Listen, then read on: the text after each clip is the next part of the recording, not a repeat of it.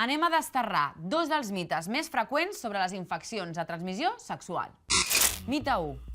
Si tens moltes relacions sexuals, tens més risc de contraure una ITS. No és cert, la teva activitat sexual no determina que puguis tenir o no una ITS. El risc està relacionat amb si et protegeixes o no. I amb què ens podem protegir? Doncs amb una barrera de làtex, com aquesta, per l'anilingus i el cunilingus. Amb un preservatiu per vulva, com aquest, per la penetració vaginal. I un preservatiu per penis, per la penetració vaginal i anal. I també per les fel·lacions. Mite 2.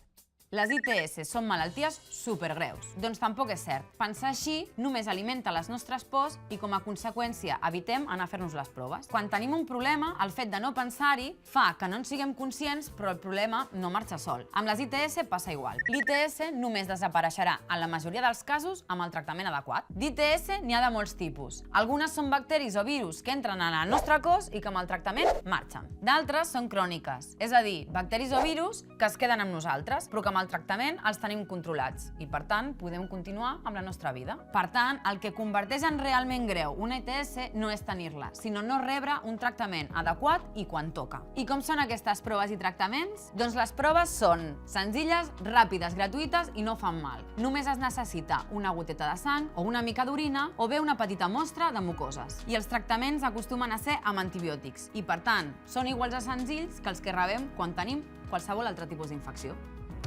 Tens alguna pregunta sobre sexualitat per fer-nos? Contacta amb nosaltres a través de les xarxes socials d'Home i Goig o del telèfon, mail o WhatsApp del Centre Jove d'Anticoncepció i Sexualitat.